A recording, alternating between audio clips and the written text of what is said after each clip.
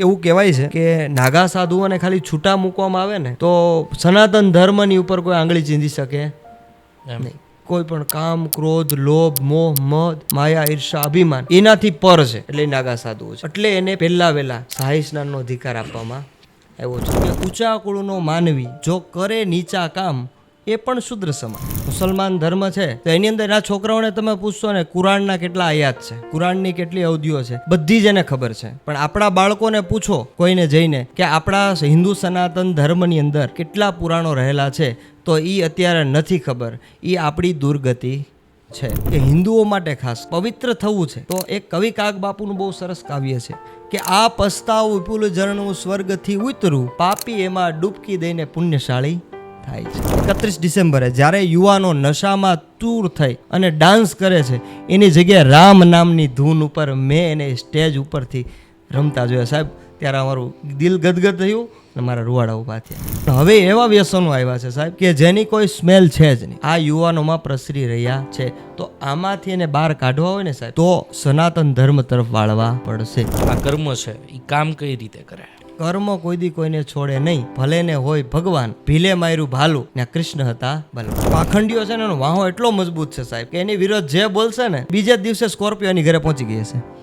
સાધુ હોય ને એને ફોનની જરૂર નથી, મારું એવું માનવું છે. કારણ કે હું સાધુ ક્યારે બન્યો કે મેં બધું જ છોડ્યું, બધું જ કામ, ક્રોધ, લોભ, મોહ, મદ, આવેગી, શાબેમાં. અને આ બધા સાધુને નફટ બનાવવા પાછળ એના સેવકોનો હાથ છે. એને ફોર્ચ્યુનર નથી માંગી, તમે શું કામ ફોર્ચ્યુનર આપો છો?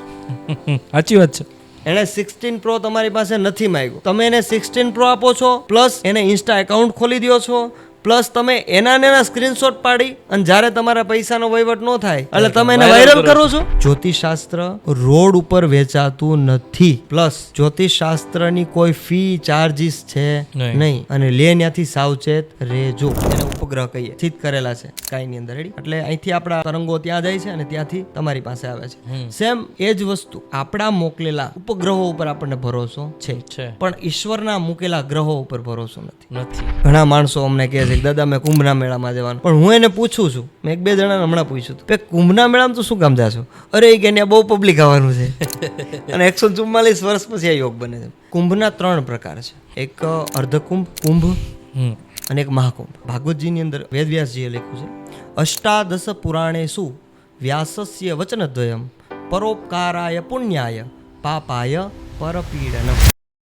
જય શ્રી કૃષ્ણ. LSP પોડકાસ્ટમાં આપનું હાર્દિક સ્વાગત છે. આજે લ્યો સાંભળો વાત પર છે ઋષિ દાદા ત્રિવેદી, જય વાડીવાળા ધામ ચેરિટેબલ ટ્રસ્ટ થકી તેમના દ્વારા સનાતન ધર્મને લઈને અને ખાસ કરીને આપણા સંસ્કૃતિનું જ્ઞાન અનેક વિદ્યાર્થી મિત્રોને પીરસવાનું જેમણે અવિરત કાર્ય અને બીડું હાથ ધર્યું છે એવા ઋષિ દાદા ત્રિવેદી આજે લ્યો સાંભળો વાત પર છે. ઋષિ દાદા સાથે આપણે સનાતન ધર્મને લઈને તો ઘણી બધી ચર્ચાઓ કરવાના જ છીએ, પણ મહાકુંભ આવી રહ્યો છે. કહેવાય છે કે 144 વર્ષ પછી આવો મહાકુંભનો મેળો થવા જઈ રહ્યો છે. 12 વર્ષે આવતો આ મહાકુંભનો મેળો 2025માં ખૂબ જ ખાસ મનાય છે. તો ઋષિ દાદા ત્રિવેદી સાથે આપણે આવી બધી જ બાબતો પર ચર્ચા કરશું, ખાસ કરીને સનાતન ધર્મને લઈને, મહાકુંભને લઈને અને બીજી કેટલીક બાબતોને લઈને. તો ઋષિ દાદા આપનું હાર્દિક સ્વાગત છે લ્યો સાંભળો વાત પર. હર હર મહાદેવ, ઓમ નમઃ શિવાય, જય વાડીવાળા હનુમાનજી. તમારા વ્યસ્ત શિડ્યુલમાંથી અમને સમય આપવા બદલ તમારો ખૂબ ખૂબ આભાર. સનાતન ધર્મ માટે ઓલવેઝ હું તૈયાર છું, કારણ કે હું એવું માનું છું કે આ સનાતન ધર્મ છે એ આપણા યુવા પેઢી છે, એને હવે એની જરૂર છે. કારણ કે ઘણા વિષયો ઉપર હું જોઉં છું, ઘણા વિડીયો પણ જોઉં છું કે ઘણા લોકો નીકળે છે, પૂછે આપણા સનાતન ધર્મ વિશેના પ્રશ્ન કે જનક રાજા કોણ હતા, તો ઘણા યુવાનોને એ નથી ખબર કે જનક રાજા કોણ હતા. જે આપણો પાયો છે, રામચરિતમાનસ એ આપણો પાયો છે, એ નથી ખબર. આપણા કેટલા વેદ છે, આપણા કેટલા શાસ્ત્ર છે, કેટલા પુરાણો છે એ નથી ખબર.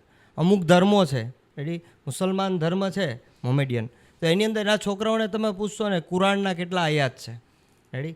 કુરાનની કેટલી અવધિઓ છે, બધી જ એને ખબર છે. પણ આપણા બાળકોને પૂછો કોઈને જઈને કે આપણા હિન્દુ સનાતન ધર્મની અંદર રેડી કેટલા પુરાણો રહેલા છે તો એ અત્યારે નથી ખબર. એ આપણી દુર્ગતિ છે. જે સનાતન ધર્મને પડકાર ફેંકે છે કે ભાઈ હવે કોઈ સનાતનીને જાગવું પડશે, નહીંતર વિધર્મીઓ આપણા ઉપર પહેલાં ચડાઈ કરતા ને ત્યારે યુદ્ધ કરવા આવતા, પણ હવે એ રીતે ચડાઈ કરે છે કે આપણા સનાતન ધર્મને તોડવા માગે છે. પણ હર હંમેશ યાદ રાખજો, સનાતન ધર્મને કોઈ તોડી શક્યું નથી, કેમ કે આ જગતગુરુ શંકરાચાર્યની પરંપરામાં આપણે આવી રહ્યા છીએ. પહેલો સવાલ જ હું એ કરું છું કે દાદા, સનાતન ધર્મ એટલે શું? સનાતન ધર્મ છે ને એ કોઈ વ્યક્તિ દ્વારા નિર્મિત કરેલો નથી, આદિ અનાદિકાળથી ચાલે છે. સનાતન ધર્મના પ્રધાન 3 દેવો છે, બ્રહ્મા, વિષ્ણુ, મહેશ, જેને આપણે ગોડ કહીએ. ઘણા લોકો ગોડનો સ્પેલિંગ શું છે? GOD. G for generate, O for operate, D for destroyer. જેણે સૃષ્ટિની ઉત્પત્તિ કરી ભગવાન બ્રહ્મા, જે ભગવાન પાલન પોષણ કરે છે આપણું ભગવાન વિષ્ણુ. અને આ સૃષ્ટિ જ્યારે બહુ વધી જશે, તકલીફો, બહુ પાપ વધશે, ત્યારે વિનાશ થશે, વિલીન થશે. રેડી? એ ભગવાન શિવ. અને આ બ્રહ્માંડ એકવાર નહીં પણ અનેકો વાર રેડી વિલીન થયું છે અને પુનર્નિર્માણ પણ થયું છે. એ આપણે બધા અવશેષો મળે છે, જોઈએ છીએ કે ભાઈ ડાયનાસોરના અવશેષો મળ્યા. રેડી? ઘણા પુષ્પક વિમાનો, કે અત્યારની જે ટેકનોલોજી છે એ ટેકનોલોજીના વિમાનો પહેલાં પણ હતા. તો આપણને પણ વિચાર આવે કે મહારાજ પહેલાંના સમયે પ્લેન કેમ ચાલતા? રેડી? એ આખી ટેકનિક જ હતી. રેડી? બીજું, આપણા સનાતન ધર્મ છે ને એ બહુ પવિત્ર છે. જ્યારે એક સમય એવો હતો સાહેબ કે બધા જ સનાતન ધર્મના સંતો અલગ અલગ ધર્મો પડ્યા હતા, જેને આપણે વાડા કહી શકીએ, જેમ અત્યારે તમે બધા જોઈ રહ્યા છો. મારે એ વિષય ઉપર વિશેષ વાત નથી કરવી. રેડી? નહીતર પાછું કહેશે કે ભાઈ બ્રાહ્મણ થઈને આ ધર્મનું બધાની કાપે છે, સમજ્યા કે નહીં? એટલે એ વિષય ઉપર આપણે બહુ લાંબી ડીપમાં ચર્ચા નથી કરી. પણ પહેલાંના સમયમાં જ્યારે વાડા પડ્યા ત્યારે જગતગુરુ શંકરાચાર્ય રેડી ગામની અંદર અવતાર થયો. સ્વયં શંકરો શંકરાચાર્ય કીધું. શંકરનો જ અવતાર શંકરાચાર્ય હતા, જેણે 4 વેદ રેડી 6 શાસ્ત્રો, એના ઉપનિષદો, એના ઉપનિષદો, એની રચનાઓ કરી. અને સનાતન ધર્મને એક કરવા માટે એણે બીડું ઝડપ્યું અને ગામો ગામ ફર્યા અને બધા જ ધર્મને સનાતન ધર્મની છત્રછાયામાં લાવ્યા. અને એણે 4 મઠની સ્થાપના કરી. રેડી? જે એક બદ્રીનાથની અંદર છે, દ્વારિકાની અંદર છે, રામેશ્વરમ અને જગન્નાથપુરી. આ 4 મઠની સ્થાપના જગતગુરુ શંકરાચાર્ય કરી. અને ત્યારથી આપણે બધા શંકરાચાર્યની પરંપરામાં છીએ. એણે સનાતન ધર્મની રચના શું કામ કરી? તો કે આપણો સનાતન ધર્મ છે એની અંદર દેવી દેવતાઓ, કેમ કે આપણે એવું માનીએ છીએ કે અંધશ્રદ્ધા છે. રેડી? પણ હકીકત એ જ શ્રદ્ધા છે. રેડી? જ્યારે તમે કોઈ પણ વસ્તુમાં રેડી જે તમારી કેટેગરી છે કે જે તે વસ્તુ છે એમાં આંધળો વિશ્વાસ મૂકી દો છો. મારો નિયમ છે સાહેબ કે આંખે જોયું અને કાને સાંભળ્યું એ સત્ય, બાકી બધું અસત્ય. તમે જોયું નથી છતાં પણ ભરોસો કરો છો, એ અંધશ્રદ્ધા છે. તમે જુઓ છો, સાંભળો છો, મહેસૂસ કરો છો, એ શ્રદ્ધા છે. એટલે હંમેશા હું બધા સનાતનીઓને એક જ વાત કહેવા માગું છું કે હંમેશા સનાતન ધર્મની અંદર રહેવું, પાખંડમાં નહીં રહેવું. પાખંડ છે ને એ પાખંડ એટલે સમયની અંદર જે રહે છે એને પછી ખંડિત થઈ જાય છે, એ પાખંડ છે. તમારે જોવાનું, કોઈ પણ પાખંડ આવ્યો હશે, પાખંડીઓ આવ્યા હશે, વધીને 5 વર્ષ સુધી એનો દસકો રહે છે. 5 વર્ષ પછી ક્યાં ખોવાઈ જાય છે હજી જડતા. પણ આપણો સત્ય સનાતન ધર્મ હજારો વર્ષથી છે. અને અત્યારે હું ઘણા મારા મિત્ર છે અને મારા યજમાન પણ છે, જયભાઈ પટેલ કરીને છે.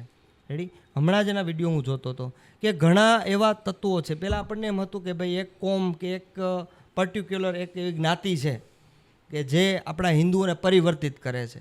પણ મને વિશેષ ત્યારે ખબર પડી, અત્યારે ક્રિશ્ચન, આપણે હું સ્પષ્ટ કહું છું, ક્રિશ્ચન લોકો એ આપણા ભોળા હિન્દુઓ જે આદિવાસી લોકો છે એને ભોળવે છે. કે એમ કહે છે કે ઈસુ ખ્રિસ્ત એ પોતાના લોહી રેડી અને બધાને પવિત્ર કરવા માટેનું બીડું અપનાવ્યું હતું. તો આપણા ભગવાન કૃષ્ણ, કેમ કે એક વસ્તુ યાદ રાખજો સાહેબ, ભગવદ્ ગીતામાં પણ કીધું છે કે ઈસુ ખ્રિસ્ત છે ને એણે એવું કીધું હતું કે આઈ એમ એન્જલ, હું એક ભગવાનનો મોકલેલો દૂત છું. રેડી? અલ્લાહે એવું કીધું હતું હું પણ ભગવાનનો એક દૂત છું. પણ એક આપણા કૃષ્ણ એવા છે કે જેણે ભગવદ્ ગીતામાં કીધું અહમ બ્રહ્માસ્મિ, હું સ્વયં બ્રહ્મ છું. રેડી? હું એકલો જ આ સૃષ્ટિને ચલાવી શકું એવી સત્તા ધરાવું છું. એ કૃષ્ણએ કીધું હતું સાહેબ. અને બીજું કે હિન્દુઓ માટે ખાસ કહું કે પવિત્ર થવું છે તો એક કવિ કાગ બાપુનું બહુ સરસ કાવ્ય છે કે આ પસ્તાવ વિપુલ ઝરણું સ્વર્ગથી ઉતરું, પાપી એમાં ડૂબકી દઈને પુણ્યશાળી થાય છે. રેડી? જીવનમાં તમે જ્યારે પ્રાયશ્ચિત કરી લેશો ને સાહેબ, કન્ફેસ કરી લેશો ને એટલે તમારું પાપ ધોવાશે. તો આજે એવો પણ દર્શિતભાઈ પ્રશ્ન થાય કે ઋષિ મહારાજ કન્ફેસ ક્યાં કરવું? જ્યાં ત્યાં કહીએ તોય તકલીફ છે અત્યારે તો ભાઈ. એટલે મારા માનવા પ્રમાણે 3 જગ્યા એવી છે રેડી. એક છે સ્વમાતા, ઓકે, સ્વપત્ની અને કુલ માતા. પહેલાં પોતાની માં. કોઈ પણ ભૂલ કરો છો ને, તમે તમારા મમ્મી પાસે જઈને કહેશો કે મમ્મી મારાથી આ ભૂલ થઈ, એટલે માં એ જ ક્ષણે કહેશે કે કંઈ વાંધો નહીં, જે થયું હોય જવા દે, હવે ધ્યાન રાખજે. એને કીધા જેવું નથી તો શું કરશું? તો પત્ની પાસે જશું. બે માણસ બેઠા હોય, લગ્ન થઈ ગયા હોય, તો પત્ની હોય તેને વાત કરીએ કે મારાથી ભૂલ થઈ, હું શું કરું? તો પત્ની કે જે થયું થઈ ગયું, જવા દો હોય, પણ હવે ધ્યાન રાખજો. હવે એની બી કીધા જેવું નથી તો કે જે ભગવાનને તમે ઈષ્ટ માનો છો, તમારા કુલદેવી રેડી, એનું સ્વરૂપ હોય એ ચિહ્ન, એ માતાજીના સ્વરૂપની સામે જઈને તમે ક્ષમા યાચના કરો ને સાહેબ, એ જ ક્ષણે તમારી આંખમાંથી આંસુ પડશે અને એ આંસુ રૂપી ઝરણું છે ને, એમાં તમારા પાપ ધોવાશે. એમાં કોઈના લોહીમાં આપણે આપણા પાપ ધોવા જવાની જરૂર નથી. ચંદ પૈસાઓ, થોડા પૈસાઓ આપે રેડી, લોભામણી વાતું કરે રેડી, એના ધર્મ વિશે મોટી મોટી વાતું કરે અને તરત જ એને એમ કહે કે હવે તમે અમારા ધર્મમાં આવી જાઓ, અમે તમને સિક્યુરિટી આપશું, તમને સિક્યુર રાખશું, તમને તકલીફ પડવા દેશું નહીં, તમારા સનાતનીઓ તમને માનતા નથી રેડી, આવું બધું કહે છે. અને પાછા કહેવાવાળા દુઃખ એ થાય છે દર્શિતભાઈ, બીજા કોઈ નથી. એનું તમે જન્મ તારીખનો દાખલો ખોલશો ને તો એમાં લખેલું છે જ્ઞાતિ.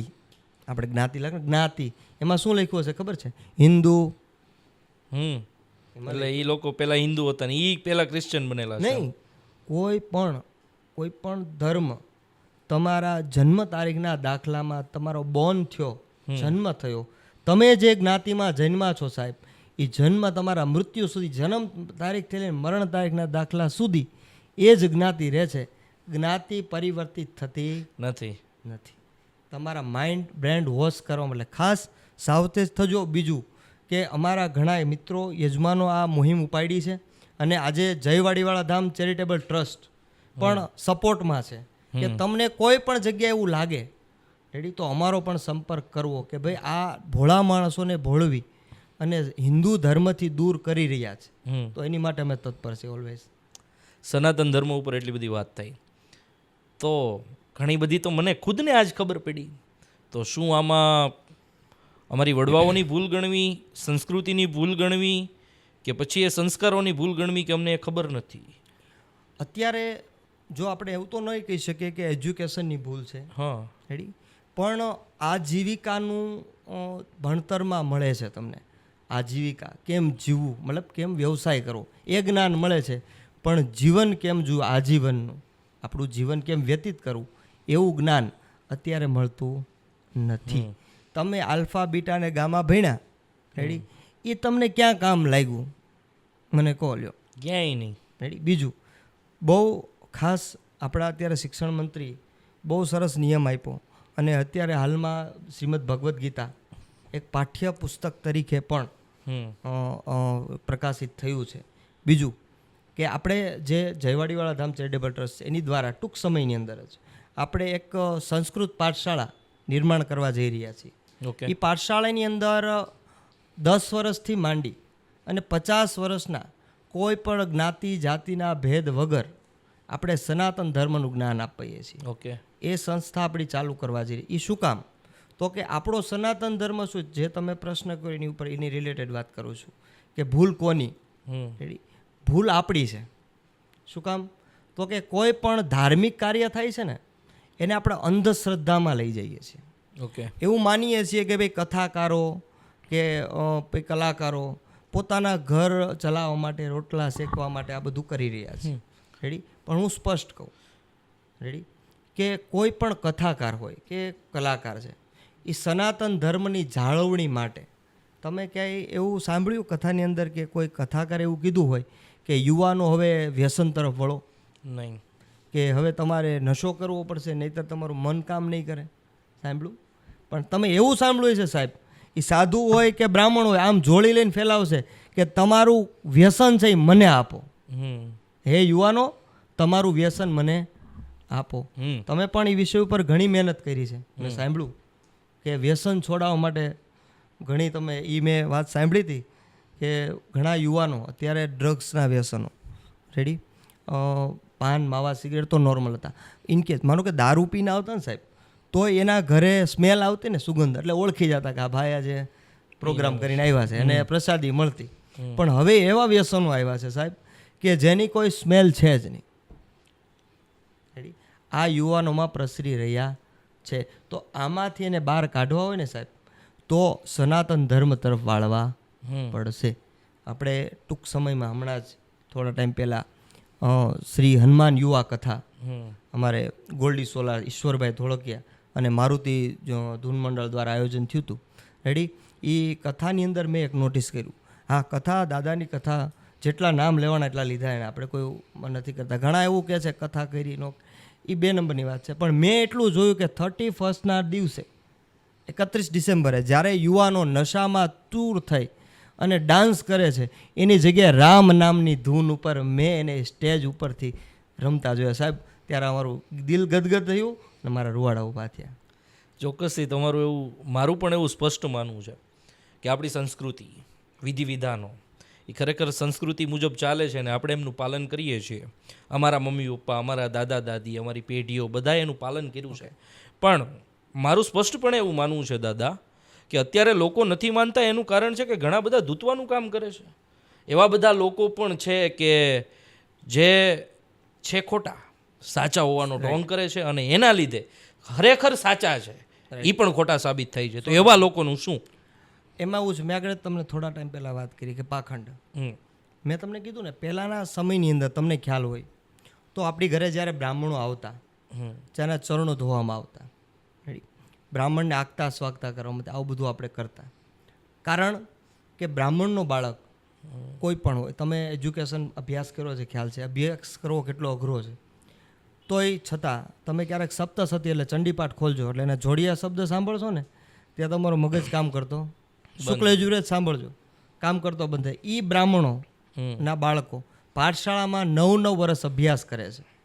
હું પણ એ જ વાત ઉપર જાઉં છું. 9 વર્ષ અભ્યાસ કર્યો, વેદ ભણ્યા, પુરાણો ભણ્યા, જન્મકુંડલી બનાવતા શીખ્યા, એસ્ટ્રોલોજી શીખ્યા. રેડી. આટલું કરતાં શીખતાય અંતે એને પણ એવા પાખંડીઓને જ કહેવું પડે છે. કારણ કે અત્યારનો સમાજ પાખંડ તરફ વળ્યો છે. હું જ સાવચેત કરું છું. કારણ કે તમે એક વસ્તુ યાદ રાખજો, તમે જ્યાં જાઓ, અત્યારે ઘણા યજમાનો, મારું એસ્ટ્રોલોજી જ્યોતિષનું કામ છે, મેં સોમનાથ યુનિવર્સિટીથી એસ્ટ્રોલોજી કમ્પ્લીટ કર્યું, સિલ્વર મેડલિસ્ટ એસ્ટ્રોલોજીની અંદર. અને મેં જોયું કે ઘણા માણસો અમારી પાસે આવે ને એમ કે કૃષિ મહારાજ અમે ફલાણી જગ્યાએ ગયા હતા, એને અમે 20 લાખ રૂપિયા આપ્યા, કોઈ એમ કે મેં 5 લાખ રૂપિયા આપ્યા, કોઈ મેં 10 લાખ, કે મને છેતરો એણે. ત્યારે હું સ્પષ્ટ કહું છું કે તમને એણે છેતરો નથી, તમે ત્યાં છેતરાણા છો. તમે જાગો.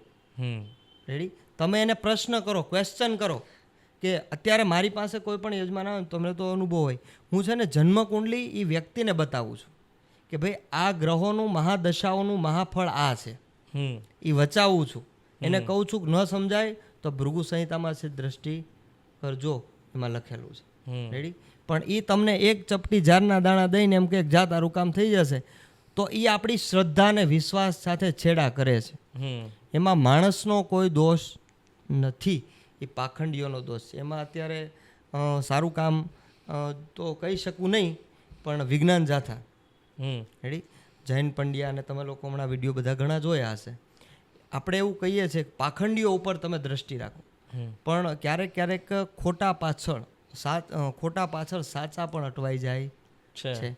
એ લોકો ત્યાં નથી જતા, એનું કારણ ત્યાં ડર છે. કેમ કે એ પાખંડીઓ છે ને એનો વાહો એટલો મજબૂત છે સાહેબ કે એની વિરોધ જે બોલશે ને એની બીજે જ દિવસે સ્કોર્પિયો એની ઘરે પહોંચી ગઈ હશે અને દબાઈ દેવામાં આવશે. સમજાય કે નહીં? આ પાખંડ છે. ઓકે. સનાતન ધર્મમાં હું બધાને આજે આ બ્રોડકાસ્ટના માધ્યમથી, લ્યો સાંભળો વાતના માધ્યમથી સાવચેત કરવા માગું છું કે સાવચેત રહેજો સાહેબ.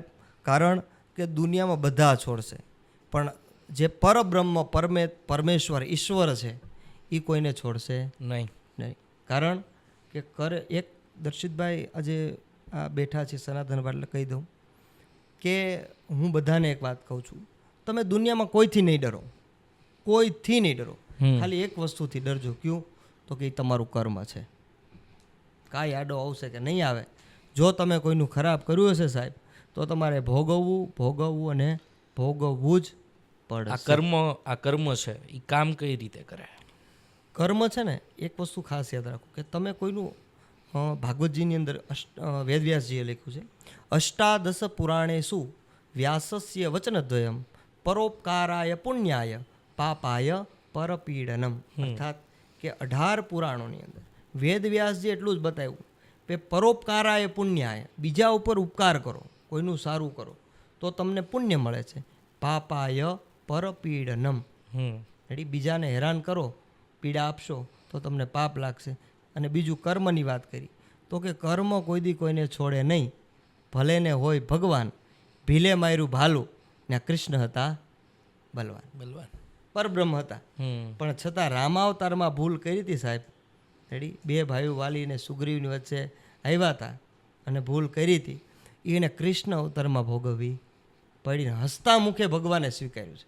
એટલે કર્મ જ્યારે થપાટ મારે છે, તમે જે વાત કરી ને કર્મ, ખરાબ કર્મ છે ને એટલે શું, તો કે કોઈને દુઃખી કરવું, તમારાથી નાનો માણસ છે એને હેરાન કરવું, એ કર્મ છે.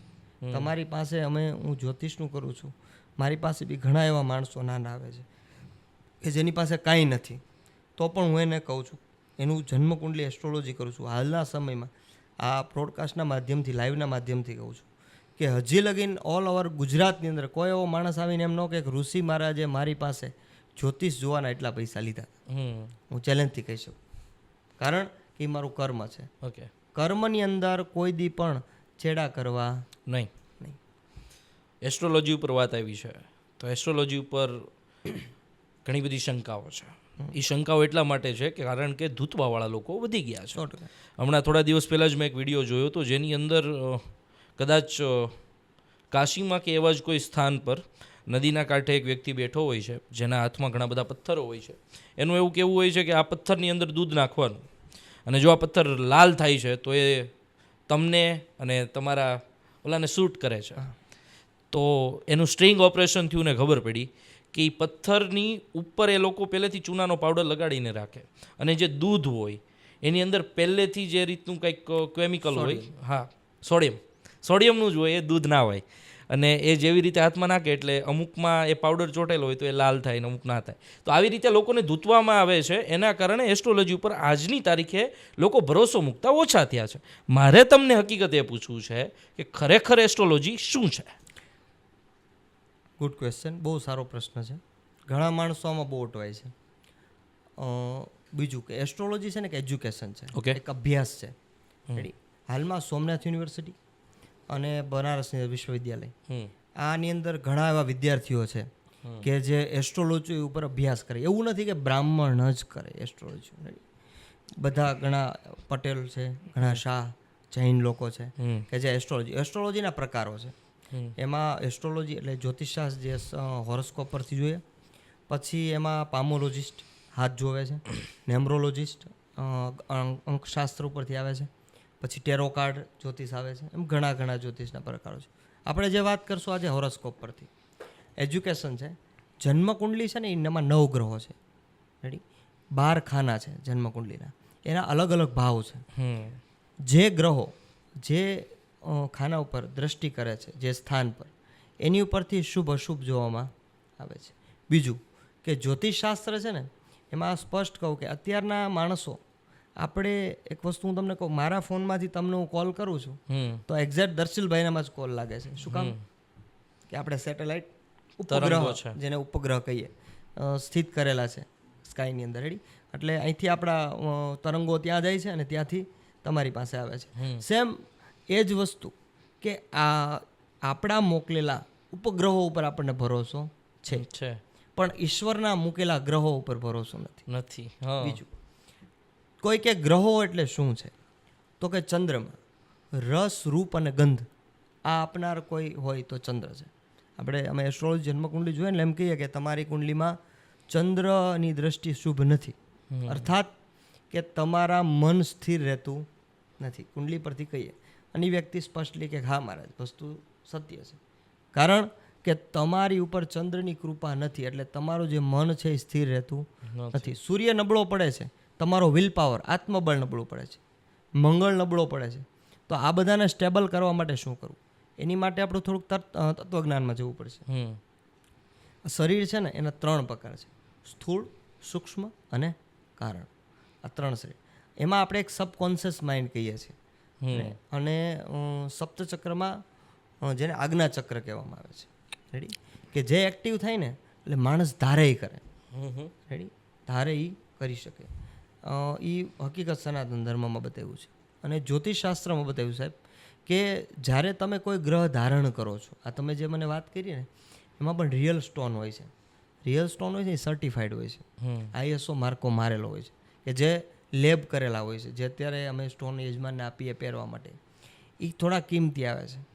એમાં જે તમે ત્યાંથી જે વાત કરી ચૂના પથ્થરની, એ માણસ સવારમાં નાયો ન હોય અને સીધો લઈને બેસી જાય છે. રેડી, સિસ્ટમ કરીને પહેરાવી દેશે. એમાં દોષ કોનો છે ખબર છે? માણસનો નથી, કારણ કે એ તો શ્રદ્ધા છે એનામાં. અને શ્રદ્ધા હિ કેવલ વિદ્યતે દેવ તસ્માત શ્રદ્ધામ પ્રપૂજી. શ્રદ્ધા છે ને માણસમાં, જે શ્રદ્ધા ને વિશ્વાસ, એ બહુ અડગ છે. અને હિન્દુ સનાતન ધર્મ છે ને એ શ્રદ્ધા અને વિશ્વાસ ઉપર જ ટકેલો છે. રેડી, પણ જે છેડા કરે છે એ તમે જે કર્મની વાત કરી એ એનું કર્મ કરે છે, એ કર્મ ય ભોગવશે, પણ સમય આવશે ત્યારે. રેડી, પણ હું આજે એટલું જ ચેતવી શકું ખાલી કે એવાથી સાવચેત રહેવું. બીજું, જે ગ્રહ પહેરવાની વાત થતી હતી, માનો કે મેં અત્યારે પાયરેટ પહેરેલો છે, આની ઉપર સનલાઇટ પડે. નાના અત્યારે કહું બિલોરી કાચથી આપણે રમતા, ટીલીડી પડે નીચે તો કાગળ સળગે. રેડી, એમ સનલાઇટ પડે, સૂર્યનો પ્રકાશ પડે છે, એ પરાવર્તિત થાય છે.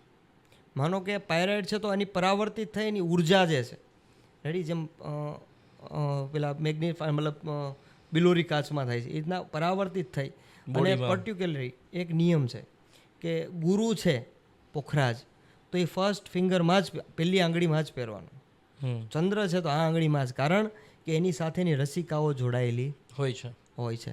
હું તમને એક વસ્તુ બતાવવા માગું છું આજે, કે જે આપણે વાત થઈ કે ગ્રહો વિષય ઉપર, તો આ આપણું માનવ શરીર છે.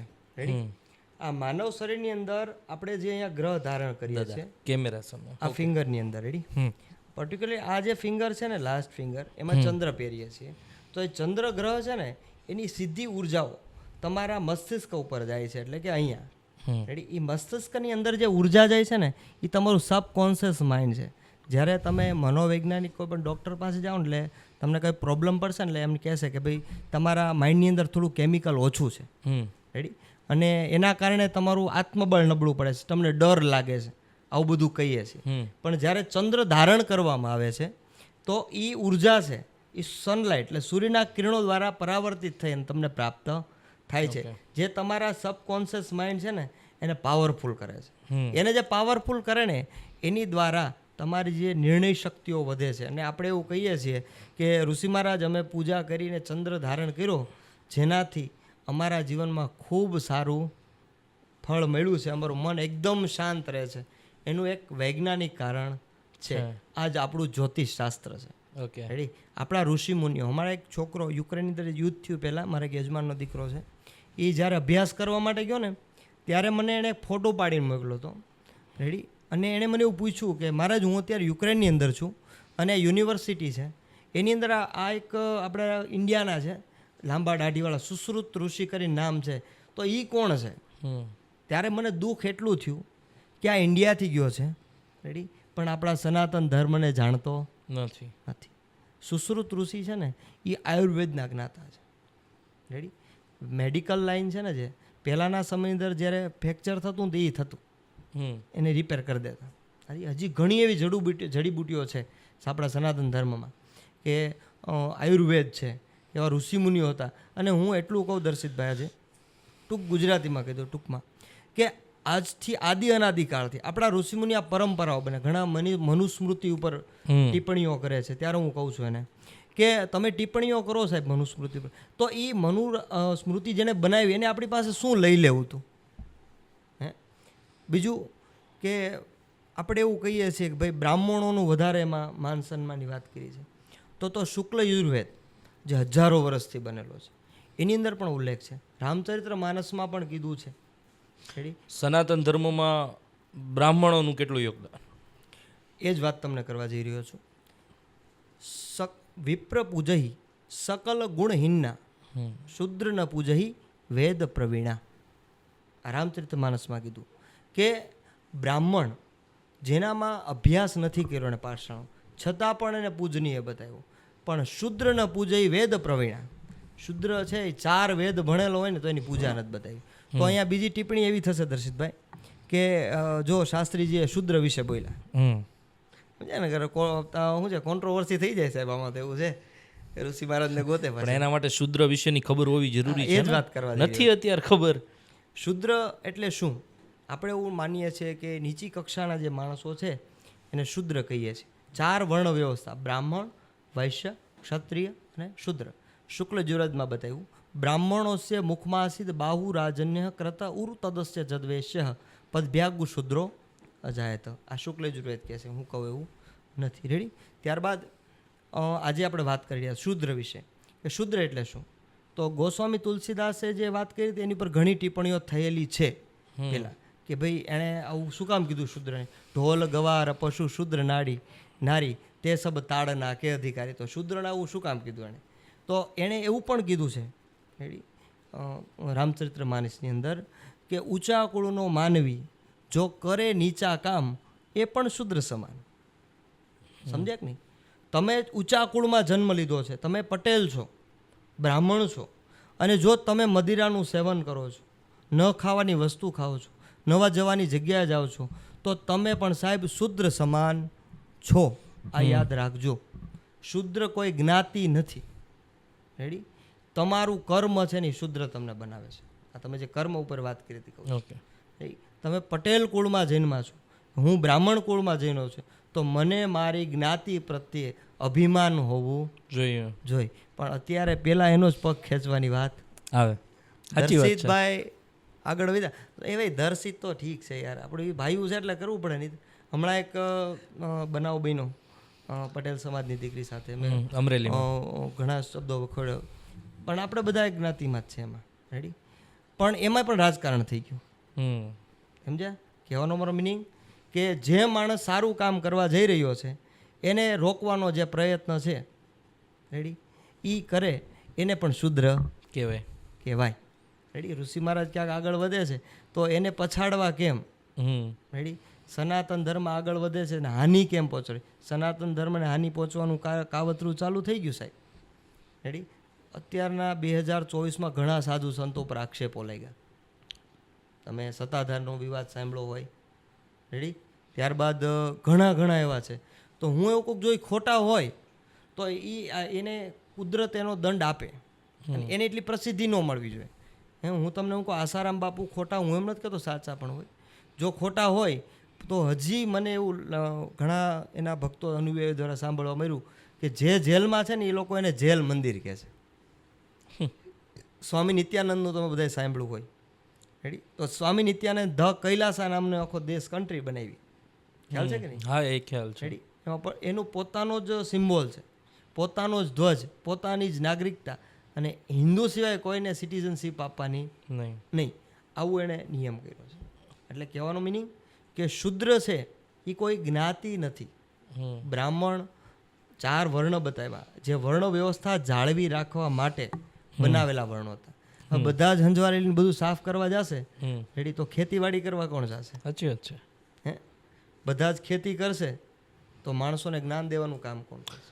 એક વકીલાતના વિદ્યાર્થી તરીકે તો બધાને આ બધા મૂળભૂત અધિકારો આપવામાં આવ્યા છે. તો બધાને અધિકારો આપ્યા 100%, પણ જે પોતાના અધિકારો છે એનો ગેરઉપયોગ કરી અને હેરાન. અત્યારે ઘણા થોડાક ટાઈમ પહેલાં જ અમારા ગામની અંદર, બહુ લાંબી વાત એ વિષય ઉપર નહીં કરું, પણ એક બનાવ બન્યો. એમાં જે અધિકાર મળ્યો ને એનો ગેરઉપયોગ ઘણો થયો હતો. કુકાઓની અંદર બન્યો. હું સમજુ છું. એટ્રોસિટી હું જાહેરમાં કહીશ. હા, એટલે અધિકાર મળ્યો એ સારું કહેવાય. રેડી? પણ અધિકારનો દુરુપયોગ કરવો એ યોગ્ય નથી. હું બ્રાહ્મણ થઈને એવું કહી શકું સાહેબ કે બ્રાહ્મણને જ્ઞાન દેવાનો અધિકાર શું કામ એ તમને કહું કે પહેલેથી બ્રાહ્મણો છે મુખમાં આસિત. બ્રાહ્મણને બ્રહ્માજી મુખમાંથી ઉત્પન્ન કર્યા. એટલે મસ્તકનું કામ શું છે? જ્ઞાન દેવું અને જ્ઞાન લેવું. એવું નથી, હું બધા અમારા ઘણા બ્રાહ્મણો નહીં કહું. ઘણા એમ કહેતા હોય કે ભાઈ કોઈનું સાંભળવા નહીં, આપણે કહીએ જ સાચું. તો એને પણ હું કહું છું નહીં. આજે પટેલનો દીકરો છે તો એની પાસે પણ 5 એવી વાત છે કે જે આપણે સાંભળી શકીએ અને એની પાસે પણ ક્યાંક માહિતી મળે. ચાણક્યએ કીધું છે કે ધૂળમાં રમણતું બાળક હોય તો એને પણ જે રાજા બનાવવાનું સામર્થ્ય બ્રાહ્મણમાં હોય હોય છે. એટલે બ્રાહ્મણ શિક્ષક ધારે એ કરી શકે. અને શિક્ષક પહેલાંમાં કોણ હતા? બ્રાહ્મણ. અત્યારે બહુ લાંબો સમય નહીં, ટૂંકમાં જ ખાલી 2 શબ્દમાં કહી દઈશ. પહેલાંના સમયમાં એજ્યુકેશનની અંદર વધારે કોણ હતા? કઈ બ્રાહ્મણ. મોટી ઉંમરના ઘણા હશે ને, પૂછજો. જોશી સાહેબ, મહેતા સાહેબ, પંડ્યા સાહેબ હા હા, નામ સાંભળેલા છે. રેડી. અને હાલના અંદર સુરત કોર્ટમાં જાજો. તમે કીધું લોના વિદ્યાર્થીઓ, બહુ સારી વાત છે અને ખૂબ પ્રગતિ કરો, ભગવાન મહાદેવને પ્રાર્થના. તમે કોર્ટમાં જાજો અને જે જજ હોય ને એના રૂમની બહાર એની નેમ પ્લેટ વાંચજો.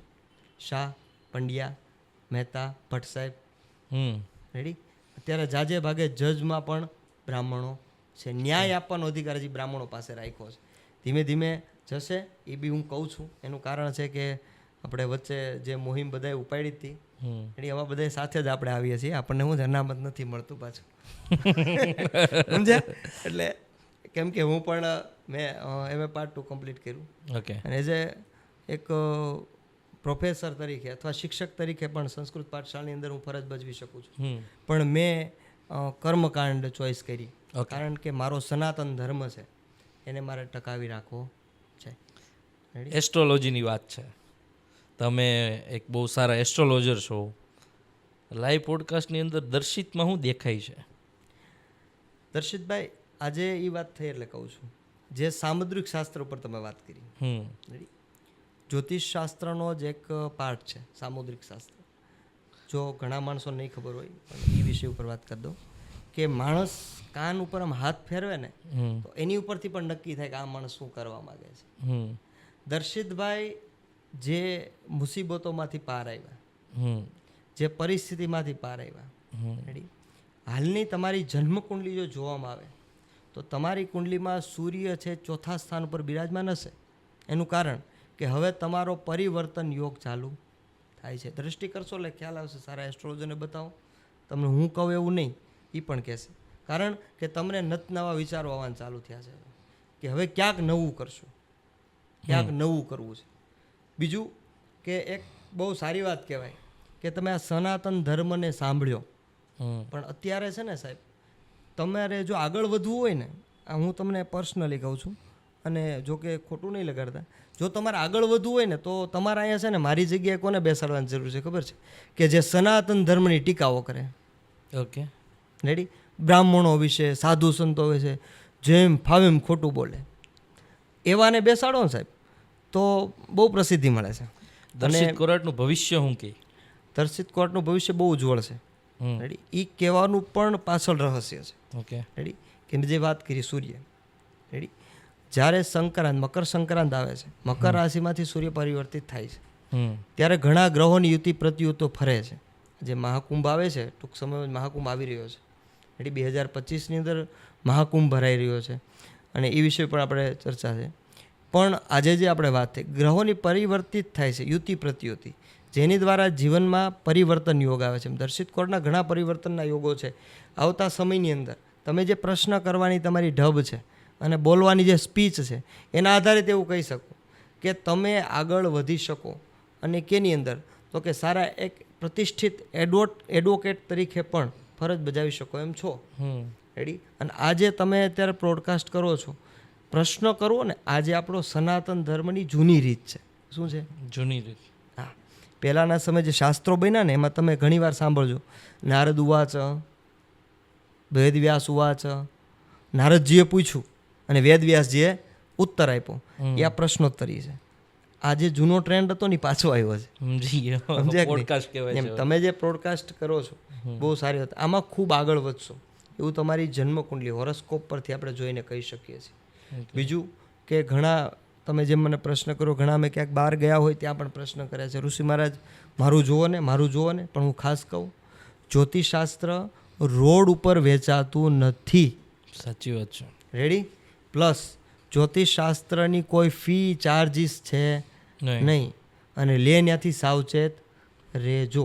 આ સનાતન ધર્મ મારા ગુરુજીએ જેને મને ભણાવ્યું ને, મારા ગુરુજી ચંદ્રેશભાઈ જોશી અમરેલી, એને જેની પાસે હું જ્યોતિષ થોડું ઘણું શીખો, એણે એવું મને કીધું કે બેટા, જ્યોતિષને કોઈ દી વહેંચવું નહીં, વહેંચવું. જે માણસને તકલીફ છે એનું ભવિષ્ય શું છે બીજું જ્યોતિષમાં એક બહુ પાર્ટ બહુ સારો છે કે માણસને આત્મબળને મજબૂત કરવું. જ્યારે તમે કોઈ જગ્યાએ હતાશ થઈને આવો છો, થાકી ગયા છો, અરે ઋષિ મહારાજ જિંદગીમાં બધું પૂરું થઈ ગયું, હવે મહિરા સિવાય બીજો કંઈ ઈલાજ જ નથી મારી પાસે, આવા પ્રશ્નો લઈને માણસો આવે છે ને ત્યારે અમે એને કહીએ છીએ કુંડલી જોઈને કે ચિંતા નહીં કર ભાઈ, રેડી, ભવિષ્ય તારું બહુ ઉજ્જવળ. ખાલી આટલો શબ્દ સાંભળે ને સાહેબ ત્યાંના ઉર્જા આવી જાય છે. આમ તમને શું આમ લાગે કયા કયા ક્ષેત્રમાં ભવિષ્ય ઉજ્જવળ છે? કેમ કે નોર્મલી તમે જે કીધું ને કે મારે પ્રશ્ન કરવા જોઈએ, નોર્મલી તમે જે કીધું એ તો લોકોને મારા વ્યક્તિત્વ ઉપરથી કદાચ ખબર પડી જાય, પણ કાંઈક એવું કે જે ફફડાવી દે. It's different. યસ. દર્શિત કોરાટે અત્યાર સુધી રેડી પિતાની કાંઈ વાત માયની રેડી, હવે ધીમે ધીમે ખબર પડી છે રેડી.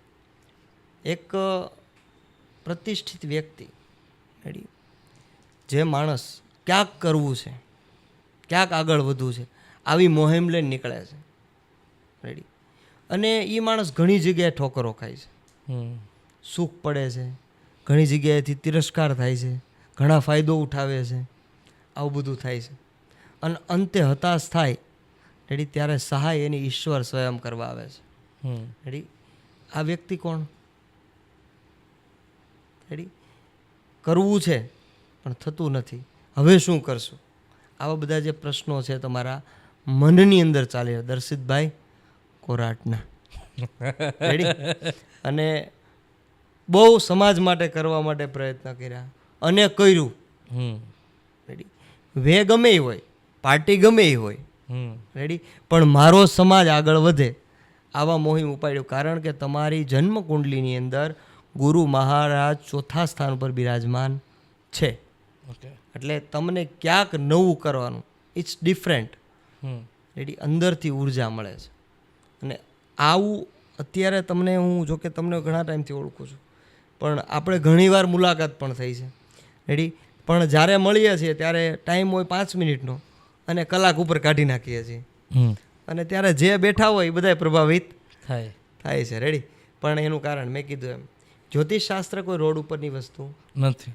તમે મને પૂછો કે ઋષિ મહારાજ મારું ગ્રહ શું કહે છે, તો એની માટે મારે તમારી birth date, birth place, birth time ready, આ બધું જ છે ને એક એસ્ટ્રોલોજીના સોફ્ટવેરમાં અથવા પંચાંગની અંદર મૂકી અને મારે તમારી પ્રોપર જન્મકુંડલી બનાવવી પડે, અને એ ગ્રહોની દશા અને મહાદશા ઉપર હું તમારું પરફેક્ટ જ્યોતિષ કરી શકું. આજે હું કહું છું મારી પાસે કોઈ પણ વ્યક્તિ આવે એને ખાલી એની બર્થ ડેટ ને ટાઈમ મને આપવાનો, બીજું નહીં કહેવાનું કે ઋષિ મહારાજ આ પ્રશ્નો મારે છે, તો એ પ્રશ્નોનું શું પ્રશ્નો છે ને એનું સોલ્યુશન હું એની જ કુંડલી બતાવી દે. મને ઘણીવાર લાગે એવું, સમાજ માટે લડાઈ આપી, વિદ્યાર્થીઓ માટે લડાઈ આપી, નેતૃત્વ કર્યું, ઘણી બધી વાર એવું લાગે કે આ બધું પાણીમાં ભળી ગયું. એવું નથી દર્શિતભાઈ, મેં તમને શરૂઆતમાં આપણે જે વાત કરી, કર્મ પરોપકારાય પુણ્યાય પાપાય પરપીડનમ. પરોપકાર કરો ને તો પુણ્યની પ્રાપ્તિ. અત્યારે દર્શિત કોરાટ જ્યાં પહોંચવા માટે પગથિયા ચડી રહ્યો છે ને રેડી, એ આ જે પુણ્ય કર્યું ને એ અત્યારે છે, યાદ રાખજો રેડી. કેટલી વાર અટવાણા, પાછા ઊભા થયા, 2 વાર તો આની આ ચેનલ હેક થઈ છે રેડી, પાછા ઊભા થયા રેડી. એનું કારણ તો કે એ હાર માયની નથી. બીજું તમે જે વાત કરી કે બહુ સમય બગાડ્યો, સમય નથી બગાડ્યો. હીરો હોય ને, હીરો એ પથ્થર હોય છે સાહેબ, અને પથ્થરની કોઈ કિંમત હોતી નથી. જો એ એક રત્ન કલાકારના હાથમાં આવે અને એને હરણ ઉપર ઘસવામાં આવે અને પછી એની પ્યોરિટી હામી આવે છે અને એની ચળક વધે છે. પછી એમાં મેં કીધું એમ ક્યારેક ક્યારેક બને છે એવું કે રિયલ સ્ટોન હોય ને રેડી, એની સીવીડીના કારણે કિંમત ઘટે છે. સમજ્યા કે નહીં? ટૂંકમાં કહું કે સીવીડીના કારણે રિયલ ડાયમંડ છે ને એની કિંમત ઘટે છે, પણ હીરો એ હીરો છે, એની પર હથોડી મારવામાં આવે ને તો ખબર પડે. એમ સમય તમારી ઉપર હથોડી મારે છે ચકાસવા માટે કે આ હીરો છે કે સીવીડી છે. સમજ્યા કે નહીં? આ તમારો ભવિષ્ય, વર્તમાન અને ભૂતકાળ. ઓકે. સનાતન ધર્મ ઉપર ઘણી બધી વાત કરી, 13 જાન્યુઆરીથી મહાકુંભની શરૂઆત થઈ રહી છે. કહેવાય છે કે 144 વર્ષ પછી કાંઈક એવો યોગ છે. યોગમાં મને વધારે આઈડિયા નથી, પણ એવું કહેવાય છે 144 વર્ષ પછી એવો કંઈક યોગ આવી રહ્યો છે કે આ મહાકુંભ બહુ ખાસ છે. આ મહાકુંભનું મહત્વ શું? પહેલી વાત તો તમે જે મને કરી મહાકુંભ વિશે, કુંભના 3 પ્રકાર છે. એક અર્ધકુંભ, એક કુંભ અને એક મહાકુંભ. બીજું કે આ કુંભનો મેળો શું છે, પેલો પ્રશ્ન તો એ જ થવો જોઈએ. અને ઘણા જશે, ઘણા માણસો અમને કહે છે કે દાદા મેં કુંભના મેળામાં જવાનું, પણ હું એને પૂછું છું, મેં 1-2 જણાને હમણાં પૂછ્યું હતું કે કુંભના મેળામાં તો શું કામ જાશો? અરે એ કે ત્યાં બહુ પબ્લિક આવવાનું છે અને 144 વર્ષ પછી આ યોગ બને છે. મેં પણ શું કામ? આ કુંભનો મેળો શું છે તને ખબર છે? તો કે સાલું એ નથી ખબર મહારાજ. તો વિષ્ણુ પુરાણમાં બતાવ્યું અને ભાગવતજીમાં પણ છે. સમુદ્ર મંથનની કથા બતાવી છે. સમુદ્ર દેવ અને દૈત્યોનું યુદ્ધ થયું, રેડી? એમાં દેવ તો પરાસ્ત થયા, કારણ કે ગુરુનો શ્રાપ મળ્યો હતો. બૃહસ્પતિએ શ્રાપ આપ્યો શુક્રાચાર્યજી, એટલે શ્રાપ મળવાથી દેવતાઓ પરાજિત થયા અને ભગવાનને પ્રાર્થના કરી. ત્યારે એણે કીધું કે સમુદ્ર મંથન કરો, અને દેવ અને દૈત્યો દ્વારા સમુદ્ર મંથન કર્યું. એમાં પહેલું જે નીકળ્યું ને કાળકૂટ નામનું વિષ નીકળ્યું. અને વિષ કોણે ધારણ કર્યું? શંકર ભગવાન મહાદેવ નીલકંઠ પર્વત ઉપર બિરાજમાન થઈ અને વિષ ધારણ કર્યું, જેનાથી એનું ગળું છે ને એ લીલું થયું, બ્લુ. એટલે એની ઉપરથી ભગવાનનું નામ એક પડ્યું નીલકંઠ, રેડી? એટલે એ ભગવાન મહાદેવનું એક નામ છે નીલકંઠ, રેડી? પછી ઘણા આપણે શ્રાવણ મહિના આવતા દૂધ ચડાવે ને કે ને, કાળકૂટ વિષ નીકળ્યું અને એના 2 બૂંદ છે ને પૃથ્વી પર પડ્યા. હવે વિચાર કરો સાહેબ, 2 બૂંદ પડવાથી સરીસૃપ જીવો બન્યા, જે ઝેરી જીવ, સર્પ કહીએ કે પછી વીછી, આ બધામાં ઝેર આવ્યું. વિચાર કરો 2 બૂંદ પડવાથી એટલું ઝેર આવ્યું હોય, રેડી? તો આખું કાલકૂટ વિષનું પાત્ર જો પૃથ્વીલોકમાં પડ્યું હોત તો એ જ ક્ષણે પૃથ્વીનો પ્રલય થઈ જાત. એટલે ભગવાન મહાદેવે એને કંઠમાં ધારણ કર્યું. ત્યારબાદ ઉચ્ચેશ્રવા ઘોડો, ઘણા દ્રવ્યો નીકળ્યા. ત્યારબાદ અંતમાં જે નીકળ્યું એ અમૃત નીકળ્યું, અમૃત કુંભ. અમૃત કુંભ લઈ અને બહાર આવ્યા ધન્વંતરી મહારાજ. જેવો જે અમૃત કુંભ ભાળ્યો ને, એટલે દેવ અને દૈત્યો બંને એકબીજા પાછા એ યુદ્ધ કરવા લાગ્યા કુંભ માટે, અમૃત કુંભ માટે. અને જ્યારે યુદ્ધ ચાલી રહ્યું હતું ત્યારે દેવતાઓનો ગુરુ બૃહસ્પતિ, એણે જયંત, જે ઇન્દ્રનો દીકરો છે, એની ઈશારો કર્યો. એટલે જયંતે એ કુંભને છીનવી લીધો અને જયંત એ કુંભ લઈ અને દોડ્યો અને જે પરિભ્રમણ કર્યું, એણે 12 દિવસ સુધી એ કુંભને લઈને પરિભ્રમણ કર્યું. એટલે એ કુંભની અંદરથી ટોટલ 12 બૂંદ, 12 ટીપા અમૃતના 12 પડ્યા. જે એ 12 બૂંદ જ્યાં પડ્યા, રેડી? એમાંના 8 સ્થળો છે ને એ ક્યાં છે? તો કે સ્વર્ગલોકની અંદર છે, રેડી? બ્રહ્માંડની અંદર છે. અને 4 બૂંદ જે પડ્યા એ મનુષ્ય લોકમાં પડ્યા, એટલે પૃથ્વી લોકમાં. એ 4 જગ્યાઓ પર પડ્યા. જે પેલું છે હરિદ્વાર, ત્યારબાદ પ્રયાગરાજ, ત્યારબાદ નાસિક અને ઉજ્જૈન. આ 4 જગ્યાએ જે અમૃતના બિંદુ પડ્યા, એટલે ત્યાં કુંભ મેળા થવાના ચાલુ થયા. એમાં 3 પ્રકારના કુંભની જે આપણે વાત કરી. એક થાય છે કુંભનો મેળો, અર્ધકુંભ જેને કહેવાય, કે જે દર 6 વર્ષે થાય છે. એક કુંભ થાય છે જે 12 વર્ષે થાય છે. એક મહાકુંભ થાય છે. જ્યારે 12 કુંભોના મેળા પૂરા થાય ત્યારે જે કુંભનો મેળો સ્થાપન થાય એ કેટલામો મહાકુંભ કહેવામાં આવે છે. એમાં આ વખતે સારા યોગ નક્ષત્રોના કારણે 144 વર્ષ બાદ આ કુંભનો મેળો થઈ રહ્યો છે. અને કેટલા વર્ષ પછી થયો? તો કે 12 વર્ષ પછી. 12 વર્ષ પછી જ શું કામ? તો કે જયંતે જે અમૃત કુંભ લઈ અને 12 દિવસ પરિભ્રમણ કર્યું, એટલે એ 12 વર્ષે થાય. કારણ કે દેવતાઓનો 1 દિવસ અને મનુષ્યનું 1 વર્ષ, એટલે કુંભનો મેળો 12 વર્ષ પછી થાય. લાસ્ટ 2013માં થયો હતો ને હવે 2025માં થાય છે. અને કુંભનો મેળો છે ને ઘણો વિશેષ છે. કુંભમાં શાહી સ્નાનનું પણ બહુ મહત્વ બતાવવામાં આવ્યું. શાહી સ્નાન એટલે કે એમાં પહેલાના જમાનામાં રાજાઓ સ્નાન કરતા હશે એવું કંઈ? નહીં. આ સાધુ સમાજનું શાહી સ્નાન છે. ઓકે. આને અમૃત સ્નાન કહેવામાં આવે છે. કારણ કે ત્રિવેણી સંગમ અત્યારે પ્રયાગરાજમાં થઈ રહ્યો છે મહાકુંભ. બહુ ખૂબ મોટા વિસ્તારની અંદર છે. અને ત્યાં છે ને 2 નદી પવિત્ર, ગંગા અને યમુના, હમ. જેનું મિલન થાય છે. પણ છતાં આપણે શું કહીએ દર્શિતભાઈ? ત્રિવેણી સંગમ. રેડી? તો ત્રિવેણી સંગમ કેમ? ગંગા, યમુના અને સરસ્વતી. પણ ત્યાં કેટલી નદી છે? 2 જ છે. 2 નદી છે. સરસ્વતી નદી છે ને ગુપ્ત સરસ્વતી છે, જે ત્રિવેણી સંગમના મધ્ય ભાગની અંદર વિરાજમાન છે. રેડી? અને એ ઓનલી ફોર જ્યારે કુંભનો મેળો હોય ત્યારે જ એનો પ્રાદુર્ભાવ થાય છે. અને કુંભના મેળામાં શાહી સ્નાન બતાવ્યું છે, કેમ કે અખાડાઓ જે સનાતન ધર્મમાં સ્થાપિત થયા, કેમ કે જગતગુરુ શંકરાચાર્યનું એક સૂત્ર હતું, બ્રહ્મ સત્યમ જગત મિથ્યા જીવો બ્રહ્મેવ ના પરહ. અર્થાત કેવલ બ્રહ્મા સત્ય છે, આ સંસાર આખી માયા છે. રેડી? અને જીવાત્મા સ્વયં બ્રહ્મ છે. શું કીધું? કે એક બ્રહ્મ સત્ય છે. રેડી? આખું જગત છે એ માયા છે, અને અંતે જે જીવ છે એટલે કે મનુષ્ય એ જ બ્રહ્મ છે. સમજ્યા? પણ એમાં બ્રહ્મનો પ્રાદુર્ભાવ થવો જોઈએ. આપણે જે અખાડાની વાત કરતા હતા એમાં ટોટલ 3 અખાડાઓ છે, જેમાં એક શૈવ અખાડા છે, બીજું વૈષ્ણવ અખાડા છે, અને ત્રીજું ઉદાસીન અખાડા છે. એ અખાડાઓમાં પણ 12 પેટા અખાડાઓ છે. જેમ શૈવની અંદર જૂના અખાડા, નિરંજન અખાડા, મહાનિર્વાણ અખાડા, અટલ અખાડા, આનંદ અખાડા, આવાહન અખાડા, અગ્નિ અખાડા. એમ વૈષ્ણવ અખાડાની અંદર બતાવ્યું નિર્વાણી અખાડા, દિગંબર અખાડા, નિર્મોહી અખાડા. એમ ઉદાસીનમાં ઉદાસીન અખાડા અને નિર્મલ અખાડા. આમ કુલ ટોટલ 12 અખાડાઓ છે. પણ અત્યારે શાહી સ્નાનમાં 13 અખાડાઓ જોડાય છે. એમાં 13મું જે છે એ કિન્નર અખાડા છે, કેમ કે જેને 2013ના કુંભના મેળામાં લીગલ પરમિશન મળી કિન્નરોને, કેમ કે ટ્રાન્સજેન્ડર કિન્નરો છે એને પણ આ મનુષ્ય લોકની અંદર રહેવાનો અધિકાર છે, કેમ કે એ એવા છે એમાં એનો કોઈ વાક નથી. રેડી? એને જેન્ડર પણ આપવામાં આવ્યું છે. પહેલાંના સમયમાં ફોર્મ આવતા ને એમાં સ્ત્રી અને પુરુષ 2 જ આવતા, પણ હવે અધર આવવા માંડ્યું છે. રેડી? આ ખૂબ સારું કહેવાય.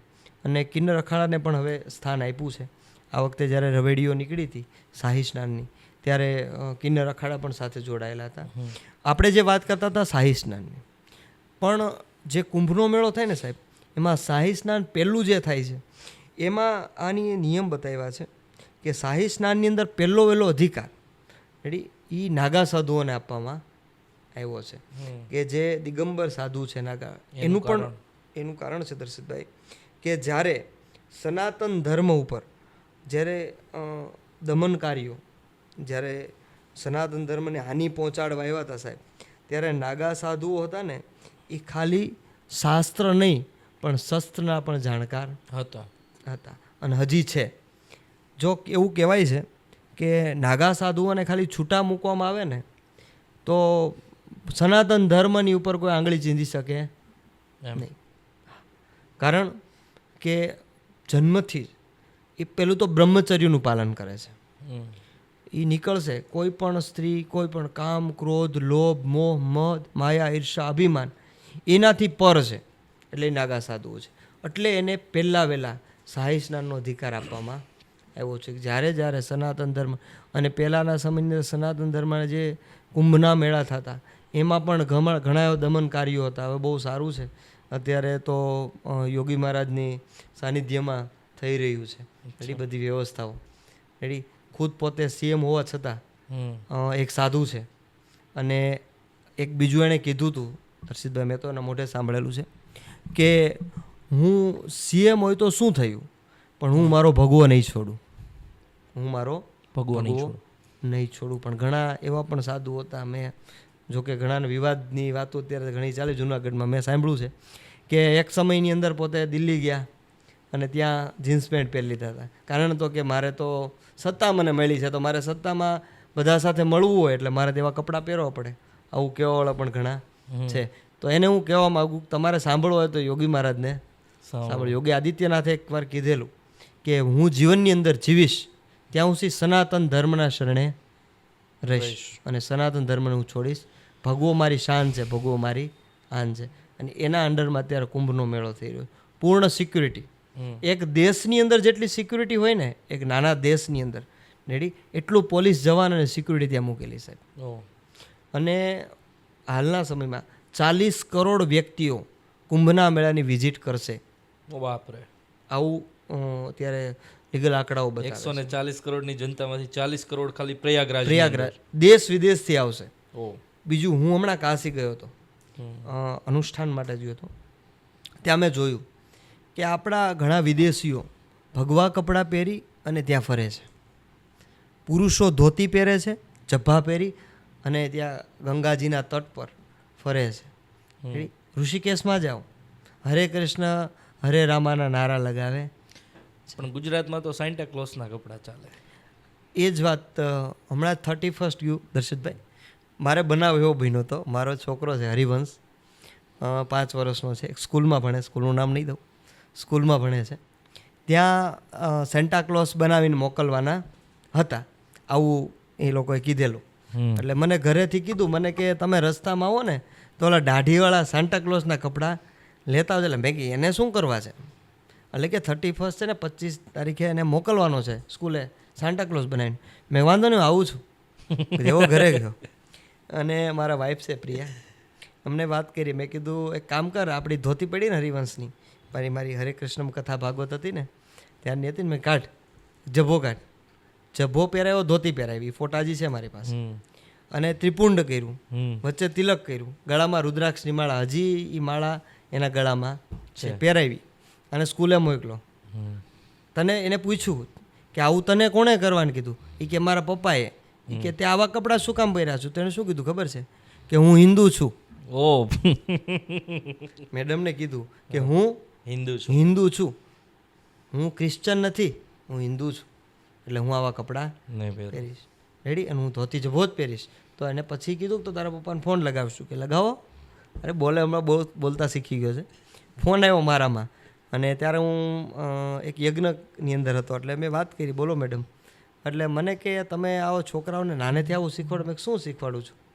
કે એવું કહે છે કે હું હિન્દુ છું. મેં તો હિન્દુ છે તો હિન્દુ કે ને મેડમ, શું પ્રોબ્લેમ થયો એ મને કહો. મને ખબર જ હતી શું પ્રોબ્લેમ છે. એ કે આને તમે આજે સેન્ટા ક્લોઝ બધાને બનાવીને મોકલવાનું કીધું, લાલ કપડાં પહેરાવીને, અને તમે એને ધોતી જભ્ભો પહેરીને મોકલો છે. એટલે મેડમ મેં તમને કોઈ પ્રોબ્લેમ છે? એટલે મને કે નહીં, પણ આજે ક્રિસમસ છે ને. મેં કે ક્રિસમસ તમારો હશે. રેડી? આજે હું તો તુલસી પૂજા કરવાનો છું મારી ઘરે, હું ક્રિસમસ ટ્રીની પૂજા કરવાનો નથી. એટલે મારા છોકરાને મેં ધોતી પહેરાવીને, તમને જો કોઈ પ્રોબ્લેમ હોય તો હું બજરંગ દળને અથવા મારું જે NGO ચાલે છે હું બધાને લઈને આવું સ્કૂલે. એટલે મેડમ કે ના ના મહારાજ તમે જે કરો રહેવા દે. એટલે કહેવાનો મિનિંગ કે આ વખતે બહુ જાગૃતતા આવી છે સનાતન ધર્મ પ્રત્યે. અને હું હજી કહું છું કે થાય એટલું આપણા સનાતન ધર્મનું જતન કરવું. કારણ કે દર્શિતભાઈ, આ મહાકુંભ આવી રહ્યો છે, આપણે જે વાત કરતા હતા, તો મહાકુંભની અંદર આટલો બધો જનમેદની ભેગી થશે. નાના નાના માણસોથી લઈને બહુ મોટા મોટા માણસોને આવશે, કરોડોપતિ અબજોપતિ માણસો આવશે. રેડી? પણ એને પણ રહેવા માટેની વ્યવસ્થા સેમ છે. રેડી? હા, VIP VVIP જે પ્રોટોકોલ છે, સારા અધિકારીઓ, એની વ્યવસ્થા અલગ છે. પણ જે સનાતન ધર્મની અંદર એટલા હિન્દુઓ છે, એના જે સાધુ સંતો છે, કોઈ હમણાં એવો પ્રશ્ન થયો હતો ભાઈ દર્શિતભાઈ કે દાદા જે ટ્રસ્ટો છે સાધુ સંતોને, એમાં કેટલું ડોનેશન આવે છે, આ ક્યાં નાખે છે બધાય? ત્યારે મારે એને કહેવું છે બધાને કે અત્યારે જે કુંભના મેળામાં ભંડારા થઈ રહ્યા છે લાખો માણસોના, ત્યાં તમારા બાપુજી આપવા ગયા હતા? યા સાધુ સંતોએ જે કથા વાર્તા કરતા હોય, જ્ઞાન આપતા હોય, શિષ્યો પાસેથી જે ઇન્કમ મળી છે એ આ સત્કાર્યમાં વાપરી રહ્યા. દાદા, હું અહીંયા રોકીશ. હા, એવા અનેક સાધુઓ છે જેના માટે મને સન્માન છે, દિલથી લાગણી છે. 100%. પણ એવાય છે કે જેણે ઘર ભર્યા છે. 100% એ મહિના. અને એ ખરેખર સમાજને દૂતવા જ નીકળ્યા છે, સાચા સાધુ નથી. આવા પણ લોકો છે. એની માટે હું એવું કહીશ કે જે ધૂતે છે એ સ્પષ્ટ દેખાય છે, જે ધૂતાય છે એ પણ જાણે છે, પણ સાહેબ એની પાછળનું પણ ગણિત છે. હવે હું તમને એવું વાત કરું, એઝ એક દાખલા તરીકે તમને વાત કરું છું કે એક વ્યક્તિ બીજી વ્યક્તિને પૈસા આપે છે. રેડી? દાન પેટે. કઈ દ્રષ્ટિએ આપે છે ને એ વિચારવાનો વિષય છે. ઘણા અત્યારે ટેક્સથી બચવા માટે પણ જેવા સાધુઓ નફટ છે જે સનાતન ધર્મમાં નથી, એમ હું કહી શકું, સ્પષ્ટ કહી શકું કે જે સનાતન ધર્મમાં નથી, જેને સનાતન ધર્મ સાથે કાંઈ લેવા દેવા નથી. રેડી? એ આખાડાના જે લિસ્ટ છે ને સાહેબ, એ લિસ્ટમાં પણ એનું નામ નથી કે એ ધર્મનું કે એ જે તે વાડાનું એમાં નામ નથી. રેડી? આ જે કુંભના મેળાના જે શાહી સ્નાનના જે ક્રમ છે એ ક્રમમાં એનો ક્રમમાં કંઈ નામ આવતું નથી. જે લૂંટે છે, જે તમે વાત કરી, પણ સામું એ વસ્તુ પણ જોવાની છે કે એજ્યુકેશન પણ કરાવે છે. બીજું મારો જે વિરોધ છે, ઘણીવાર તમે જે કીધું, હું ઘણીવાર વિરોધ કરું છું કે સાધુ હોય ને સાહેબ, એને ફોનની જરૂર નથી. મારું એવું માનવું છે. કારણ કે હું સાધુ ક્યારે બન્યો કે મેં બધું જ છોડ્યું, બધું જ કામ, ક્રોધ, લોભ, મોહ, મદ, આવેગ, ઈર્ષા, અભિમાન. અને આ બધા સાધુને નફટ બનાવવા પાછળ એના સેવકોનો હાથ છે. સાચી વાત છે. એણે ફોર્ચ્યુનર નથી માંગી, તમે શું કામ ફોર્ચ્યુનર આપો છો? સાચી વાત છે. એણે 16 Pro તમારી પાસે નથી માંગ્યો, તમે એને 16 Pro આપો છો, પ્લસ એને ઇન્સ્ટા એકાઉન્ટ ખોલી દો છો, પ્લસ તમે એના સ્ક્રીનશોટ પાડી અને જ્યારે તમારા પૈસાનો વહીવટ ન થાય એટલે તમે એને વાયરલ કરો છો. કહેવાનો મિનિંગ કે જ્યાં સુધી તમારા અંડરમાં રહ્યા, અત્યારે આજે એવા જે નફટ સાધુઓ છે ને, તમે કહો ને, એને ચલાવનારા છે ને બિઝનેસમેનો ને પોલિટિક્સ છે. આ તમને સ્પષ્ટ વાત કરું, આ વાત મારે નહોતી કરવી, પણ હવે તમે બોલાવ્યું છે મોઢેથી, તો હવે બોલી જાઓ. એમ કે સાચા સાધુઓ પ્રત્યે મને પ્રાઉડ છે. Okay, ready? કે એની માટે બધા સમાન છે સાહેબ, કોઈ પણ વીઆઈપી કે વીવીઆઈપી એની માટે નથી. સોરી, આપણે મહાકુંભ ઉપર છીએ, પણ વચ્ચે વચ્ચે મને પ્રશ્ન થાય છે એટલે ના, કોઈ ચિંતા નહીં. મહાકુંભ છે, એનું મહત્ત્વ તમે કીધું કે હવે પહેલો અધિકાર તો એમાં નાગા સાધુઓ માટે છે. જાહેર લોકો છે એ એમાં કઈ રીતે ભાગ લઈ શકે અને એમના માટે એમનું શું મહત્ત્વ છે? આની અંદર જે સ્નાન છે એમાં અલગ અલગ સમયે પર આપ્યા છે. એમાં પહેલું મહાકુંભ જે 2025માં છે, એમાં પૌષ પૂર્ણિમા તારીખ 13 જાન્યુઆરી 2025થી કલ્પવાસનો આરંભ થઈ રહ્યો છે. અને ત્યાં એક અમર ઝાડ છે, વડ છે, વડનું ઝાડ જે અમર છે, આદિ અનાદિકાળથી છે, જે પ્રયાગરાજની અંદર અત્યારે હાલમાં છે. ત્યારબાદ મકર સંક્રાંતિના દિવસે 14 જાન્યુઆરી 2025ના દિવસે જે પ્રથમ અમૃત સ્નાન બતાવેલું છે એ થશે. ત્યારબાદ પહેલાં છે ને નાગા સાધુ સ્નાન કરે છે, ત્યારબાદ અખાડાઓ અલગ અલગ સ્નાન કરે છે. અને એ બધા સ્નાન કરી લે ને ત્યારે જે બીજા મનુષ્ય હોય છે, બીજા જે વ્યક્તિઓ આવેલા છે કુંભના મેળામાં, એ બધાને સ્નાન કરવાનો અધિકાર મળે છે. શું કામ? તો કે તીર્થ માટે એવું બતાવવામાં આવ્યું છે કે પ્રયાગરાજની અંદર જ્યારે કુંભનો મેળો હોય ને સાહેબ, ત્યારે અલગ અલગ દેવતાઓ સાધુ સંતોનો વેશ ધારણ કરીને ત્યાં પ્રયાગરાજમાં સ્નાન કરવા માટે આવે છે. અને જ્યારે મનુષ્ય એ બધા સ્નાન કરી નીકળે અને એ જળમાં સ્નાન કરે, રેડી, તો એને અનંત ગણું પુણ્ય પ્રાપ્ત થાય છે. આવી આપણી માન્યતા સનાતન ધર્મની અંદર બતાવેલી છે. ત્યારબાદ આપણે વાત કરતા હતા મૌની અમાસ 29 જાન્યુઆરી 2025, જ્યારે દ્વિતીય સ્નાન છે, બીજું સ્નાન છે, એનું પણ બહુ મહત્ત્વ બતાવ્યું છે કે ત્યારે સ્નાન કરવાથી જીવનની અંદર મોક્ષની પ્રાપ્તિ થાય છે. રેડી? મોક્ષ માણસને જ્યારે મળે ને, કોઈ કે મર્યા પછી મોક્ષ મળે, તો હું કહું નહીં, જીવતા મોક્ષ મળી જાય. કારણ કે જ્યારે બધી જ તમારામાં નિર્મોહીપણું આવી જાય ને, એટલે તમને મોક્ષ મળી જાય. જે આપણે થોડેક ટાઈમ પહેલાં ચર્ચા થઈ હતી એક સાધુ વિશે, એક મહાત્માનું સરી નામ ભૂલી ગયું એનું, એ સાધુ વિશે વાત થઈ, હઠ્ઠી સાધુ, કે એક હાથ ઊંચો કરી અને એને સદાયને માટે તપ કર્યું, ગાયો માટે. રેડી? કારણ કે એવા સાધુઓ છે જે સત્ય ઉપર ચાલી રહ્યા છે. રેડી? એણે કોઈ દી નથી ઇનોવાની ડિમાન્ડ કરી, નથી ફોર્ચ્યુનરની ડિમાન્ડ કરી, રેડી, નથી BMW માંગી, આવું કોઈ દી એણે માગ્યું નથી. સમજ્યા કે નહીં? પણ કહેવાનો મિનિંગ હું એક જ વસ્તુ માનું છું, અને હું આજે આ બ્રોડકાસ્ટના માધ્યમથી કહેવા માગું છું. આ કુંભના સ્નાનની વાત થઈ ત્યારે કે જે સાધુ સંતો, તમે જે વાત કરી દાદા, સાચા અને ખોટા સાધુની વાત કરી, તો હું એમ કહું છું કે જે સાધુ એને આશ્રમની અંદર એની મર્યાદાઓમાં રહી અને જે સેવા કરે છે ને સાહેબ, બે હાથ જોડીને કહું છું, એને તમે કરવા દો. એમાં તમે ઇન્વોલ્વ ખોટા ન થાવ. નહીં થાવ. ઘણા ગામડે આશ્રમો હતા ને ભગત, અહીંથી બધા ત્યાં ગયા અને એમ કીધું બાપુ આપણે છે ને સુરતની અંદર પ્રોગ્રામ કરીએ કે, હમ. અને આમ જો બાપુ કાંઈ ઘટે નહીં, હાલો સમજ્યા. હમ. અને એને મોહ લગાડ્યો. હમ. જે મોહ છોડી અને ભગવાનને ભજવા માટે નીકળી ગયા છે, તો એને શું કામ મોહ લગાડો છો? સાચી વાત છે. રેડી. જે સંસારમાં રહીને કરવું જ, હું સંસારી સાધુ છું. સંસારી સાધુ કેમ? તો કહું સંસારમાં રહીને ભગવાનને ભજું છું. રેડી. મારો પરિવાર છે, મારો ફેમિલી છે, હું કર્મકાંડ કરું છું, મારું કામ કોઈને સારું ફળ મળે એટલે મને દક્ષિણા પણ આપે છે. એવું નથી, કેમ કે કર્મકાંડ જે છે એ એક વ્યવસાય નથી, પણ મારું કર્મ તો છે જ. હમ. રેડી. એ કર્મથી કહેવાનો મિનિંગ કે હું સંસારી સાધુ છું, તો હું બધું કરી શકું છું. જેને સંન્યાસ લીધો, બધું છોડી દીધું છે, એને શું કામ તમે હેરાન કરો? એનો તમે મોક્ષ બગાડો છો. સાચી વાત છે. અમે કાશીમાં હમણાં ગયા હતા ને દર્શિતભાઈ, ત્યારે માં આસુદાદા કરીને છે, આસુમામાં દર્શનભાઈ કરીને મારી જોડે જ છે. એણે અમે ગંગા સ્નાન કરવા ગયા ને, એટલે હું પગ મૂકીને અંદર સ્નાન કરવા જતો હતો, એટલે મને ના પાડી. મને કે કાશીમાં ગંગા સ્નાન ન કરાય. હમ. મેં કેમ મામા? મને કે અહીંયા જે જીવ હોય ને, માછલીને બધા ફરતા હોય ને, જો તું એમાં પગ મૂકીશ ને એમાં સ્નાન કરીશ ને, તો એનો મોક્ષ છે ને બગડશે. હમ. એમ કે કાશીનું મરણ વખણાય.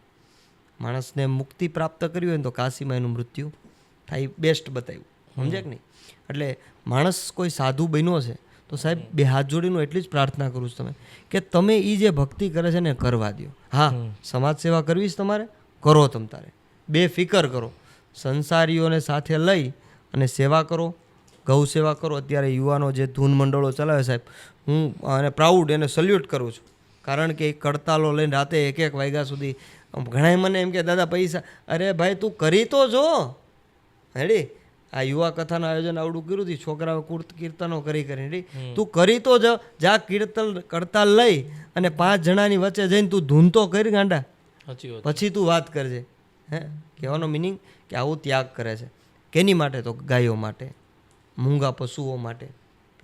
જેવી જેની શક્તિ એવી એની ભક્તિ. અનુ બધા જ જે ધનવાન વ્યક્તિઓ છે, જે સંપત્તિવાન છે, હું એને લાઈવના બ્રોડકાસ્ટના માધ્યમથી કહેવા માગું છું કે આવા જે સાચા વ્યક્તિઓ છે કે જે સનાતન ધર્મને અને ગૌ રક્ષા છે, ગાયોની સેવા કરવા માગે છે, એને તમે ફૂલ સપોર્ટ કરજો. પણ તમે કીધું એમ કે જે ધૂતે છે, લૂંટે છે, રેડી, એનાથી સાવચેત રહેજો. કારણ કે જે આપો છો ને એનો હિસાબ માગવો એ તમને ફરજ. તમે દઈ દો છો અંધભક્ત થઈને. રેડી. આલકાઝરમાંથી ફોર્ચ્યુનર લઈ લે છે અને પછી એના રેકોર્ડિંગ બહાર આવે ને મોઢા હેઠા નાખીને સ્પીકર કરે છે. હમણાં ટૂંક સમય પહેલાં જ ઘણી બબાલ થઈ હતી, ખ્યાલ હોય તો. રેડી. તમે બધાએ સાંભળ્યું હશે, નામ નથી કહેવું, પણ બબાલ થઈ હતી. રેડી. એ 5-6 મહિના હાલ્યું, પછી અંદરો અંદર વહીવટ થઈ ગયો, એટલે બધુંય પૂરું. એટલે આ બધાથી સાવચેત રહ્યો. ઓકે, મારો કહેવાનો ધ્યેય એ છે. દાદા, પ્રયાગરાજની અંદર 12 વર્ષ પછી, આમની પહેલાં જે પણ મહાકુંભ થયો હતો એ કદાચ ઉજ્જૈનની અંદર થયો હતો મારા ખ્યાલથી. તો પ્રયાગરાજ આખું જેવી રીતે આજથી 1 વર્ષ પહેલાં જાન્યુઆરી મહિનાની અંદર અયોધ્યાની અંદર માહોલ હતો, એક દિવાળી જેવો માહોલ હતો, એવો જ માહોલ અત્યારે પ્રયાગરાજની અંદર જાન્યુઆરી મહિનામાં જ થવાનો છે. અનેક પ્રકારના 40 લાખથી પણ વધારે લોકો આવવાના છે. અલગ અલગ એમના માટે રહેવાની વ્યવસ્થા છે, અલગ અલગ અખાડાઓએ ખાવાની વ્યવસ્થા કરી છે. એક માઇક્રો મેનેજમેન્ટથી કામ થવાનું છે. સનાતન ધર્મની અંદર કહેવાય છે કે અત્યાર સુધીનો સૌથી મોટો મેળાવડો હશે. પેલું એમાં તો થેન્ક યુ આપણે કહી શકીએ નરેન્દ્રભાઈ મોદી, જે અત્યારના હાલમાં યુગ પુરુષ હું કહી શકું ને, યોગી, જે સંસાર બીજી બધી વસ્તુ પોતાનો સુખ ત્યાગી અને સતત સનાતન ધર્મ માટે ને હિન્દુઓ માટે અને આખા ભારત દેશમાં, કેમ કે એણે કોઈ દિવસે કોઈનો વારો તારો રાખ્યો નથી. જ્યારે તમને કહું કે સંસદ ભવન રચના થઈ, સંસદ ભવન બન્યું અને જે દીનું ઓપનિંગ હતું, રેડી, તે દિવસે નકરા બ્રાહ્મણો કે સનાતન ધર્મના નહીં, હરેક હિન્દુ, મુસ્લિમ, શીખ, ઈસાઈ, પારસી, આ બધાના ધર્મના જે ગુરુઓ હતા એને બોલાવ્યા હતા અને એના જે શાસ્ત્રો છે એના ઉચ્ચારણ દ્વારા એને સ્થાપન કર્યું. બધાને સાથે લઈને ચાલી રહ્યા છે. રેડી. એમ આ કુંભના મેળાની અંદર હાલના સમયે તમે કીધું 144 વર્ષ પછી આ કુંભ થઈ રહ્યો છે. નાનામાં નાની વસ્તુનું એણે ધ્યાન રાખ્યું છે. ફાયરથી માંડી, મેડિકલથી માંડી, રેડી. પોલીસ, આર્મી, ફૂલ સિક્યુરિટી, એમાં કોઈ વસ્તુ કોમ્પ્રોમાઇઝ કરી નથી. બીજું કે અત્યારે હાલના સમયમાં જો બીજેપી છે, ભારતીય જનતા પાર્ટી, સુરત બીજેપી જિલ્લા સમર્થન મંચ નામની જે સંસ્થા છે એનો હું સુરત જિલ્લા પ્રમુખ છું અત્યારે હાલમાં. અને સનાતન ધર્મ માટે અમે પણ ઘણા કાર્ય કરી રહ્યા છીએ. કારણ કે મેં એવું જ્યાંથી દ્રષ્ટિ કરી છે, જોયું છે કે જે કોમી રમખાણો થતા એ બધા બંધ થઈ ગયા છે. રેડી. હમણાં વચ્ચે જે વાત આવી હતી આપણે અમુક ફંડ જે મળે છે એ બંધ કરવા માટે વકફ બોર્ડની, રેડી, એ પણ ત્યારબાદ જે નિર્ણયો અત્યાર સુધી ઊભા રહ્યા હતા જેમ કે રામ મંદિર, રેડી, ત્યારબાદ ઘણા સનાતન ધર્મ માટે કાર્ય થયા. એમાં કુંભનો જે મેળો થઈ રહ્યો છે એ યાદગાર રહેશે સદીઓ સુધી, રેડી, કે આ યુગ પુરુષે જે કર્યું. કારણ કે બધા જ ફિલ્ડની અંદર એક યુગ પુરુષો થઈ ગયા અને ઘણા યુગ પુરુષો છે. અત્યારે તમે આમ જોવા બેસો ને તો મેચ ક્રિકેટની અંદર કોઈ ગણો ને તો ભીષ્મ કોણ ગણાય ક્રિકેટનો? સચિન તેંડુલકર, રેડી. ફિલ્મ ઇન્ડસ્ટ્રીનું નામ આવે એટલે અમિતાભ બચ્ચન આવે, રેડી. એમ ભાગવત કથામાં નામ લઈએ તો પૂજ્ય રમેશભાઈ ઓઝા, રામકથામાં મોરારી બાપુ છે, શિવકથામાં અત્યારે ગિરી બાપુનું નામ કહેવાય. એથી આગળ વધી શકે, એથી પાછળ રહે, એની જેવું કોઈ થઈ શકે એમ રાજકારણની અંદર અત્યારે કોઈ ગણાય, રેડી. તો અત્યારે જે આ સર્વ ધર્મને સાથે લઈ અને એક મતે બધા ચાલી રહ્યા છે, રેડી. તો એ આપણા કર્મઠ પ્રધાનમંત્રી નરેન્દ્રભાઈ મોદી છે. આ જે કુંભ થઈ રહ્યો છે એની અંદર સ્વામી પોતે પણ હાજરી દેવાના છે. આવું ન્યૂઝમાં પણ આવેલું. અને હરેક સનાતન ધર્મના અવસરો ઉત્સવ હોય છે એમાં એની હાજરી હોય છે, રેડી. બીજું કે એ આટલું બધું કરે છે કારણ કે એની પાછળ કોઈ નથી, એક યાદ રાખજો. ઘણી પાર્ટીઓ, ઘણી વ્યક્તિઓ એની પાછળ, અને રાજકારણ છે ને એને અને સનાતન ધર્મને અલગ રાખ્યા છે. ધર્મને રાજકારણને અલગ કર્યા છે, એણે બેને એક કર્યા નથી. ત્યાં આખા કુંભના મેળામાં ક્યાંય એવા બેનર કે બોર્ડ નથી લાગ્યા કે આ વ્યવસ્થા ભારતીય જનતા પાર્ટીએ કરેલી છે એવું કે બોર્ડ બેનર છે નહીં. જે તે અખાડાઓ છે એના સાધુઓ છે, રેડી. આ મેં તમને કેમ કીધું કે આશ્રમો છે જેમાં દાન આવે છે, સેવાઓ કરે છે, એની પાસે જે રકમો છે એની દ્વારા એણે બધી વ્યવસ્થાઓ કરી છે એના પોતાના અખાડાઓ માટે. પણ એ વ્યવસ્થાઓ જાળવી રાખવાનું કાર્ય છે એ મોદી સાહેબે કર્યું હશે, રેડી, આપણે માનીએ છીએ. પણ સાહેબ ત્યાં દિન અને દિવસ અને રાત જે સખત ઊભા પગે રહેશે એ આપણી ભારતીય પોલીસ, રેડી, ઇન્ડિયન આર્મી, એને આપણે સેલ્યુટ કરવા જોઈએ સાહેબ. દિન રાત કાંઈ જોતા નથી, રેડી. આજે આ બ્રોડકાસ્ટના માધ્યમથી પણ એને પણ સરાહના કરું છું. કારણ કે આપણે સાહેબ ઉત્સવો હશે ને ત્યારે તમે ફરવા જાશો ફેમિલીને લઈને, રેડી, પોલીસવાળા નથી જઈ શકતા, રેડી. હું ઘણા વિડીયો જો, મને ઘણી વાર આમ દુઃખ થાય છે. ભલે હા એ નિજી વસ્તુ છે, કે બધા એક સરખા ન હોય, પણ 5 એવા હોય ને એની જગ્યાએ બધા ઉપર છાંટા ઉડે ખરા છે. દિન રાત એમાં સતત કાર્ય કરશે. અને ખૂબ સરસ કુંભના મેળાનું આયોજન થયું છે. ઘણા અખાડાઓ અને ભારતીય જનતા પાર્ટી નરેન્દ્રભાઈ મોદી એનો પણ હું સનાતન ધર્મ વતી ખૂબ આભાર માનું છું. અને બીજું સનાતન ધર્મ છે ને એની અંદર જે કુંભનો મેળો છે બહુ મહત્ત્વનું સ્થાન ધરાવે છે. ઓકે, સનાતન ધર્મ ઉપર ઘણી બધી ચર્ચાઓ થઈ. આ પોડકાસ્ટ અમારા માટે એટલા માટે મહત્ત્વનો છે કે અમે એ જનરેશનમાંથી આવીએ છીએ કે જેને આની સૂઝ નથી. સનાતન ધર્મ અમને સમજણ આવતા સમજાય છે. અમને બાળપણથી એ વસ્તુનું જ્ઞાન એટલું બધું એ હદે આપવામાં નથી આવ્યું, જેના કારણે જ અમારા કપાળ ઉપર તમે ચાંદલા નહીં ભાળી શકો, કેમ કે અમને એનાથી શરમ આવે છે. આ હું જાહેરમાં સ્વીકારું છું કે આ ઝેન્ઝી જનરેશન છે એને ચાંદલો કરતાં શરમ આવે છે. આ જનરેશનને કંઈક આપવા માટે, કંઈક શીખવાડવા માટે લ્યો સાંભળો વાતના મંચ પર આવી સનાતન ધર્મ ઉપર વાત કરવા માટે અમારી આખી ટીમ વતી તમારો ખૂબ આભાર. આભાર વ્યક્ત કરો, ખૂબ સારી વાત છે. પણ આ હું એવું માનું છું કે આ મારી એક ફરજ છે એક બ્રાહ્મણ તરીકે. કેમ કે બ્રાહ્મણોનો હું સોલ્જર ઓફ ગોડ કહું છું, ભગવાનના સૈનિકો છે. અને સનાતન ધર્મનું એક સૂત્ર છે, ધર્મો રક્ષતિ રક્ષિત. અમારું ટ્રસ્ટ છે એનો પણ સિમ્બોલ છે, એની અંદર લખ્યું છે ધર્મો રક્ષતી. જો તમે ધર્મની રક્ષા કરશો તો ધર્મ પાસે આશા રાખજો. રેડી.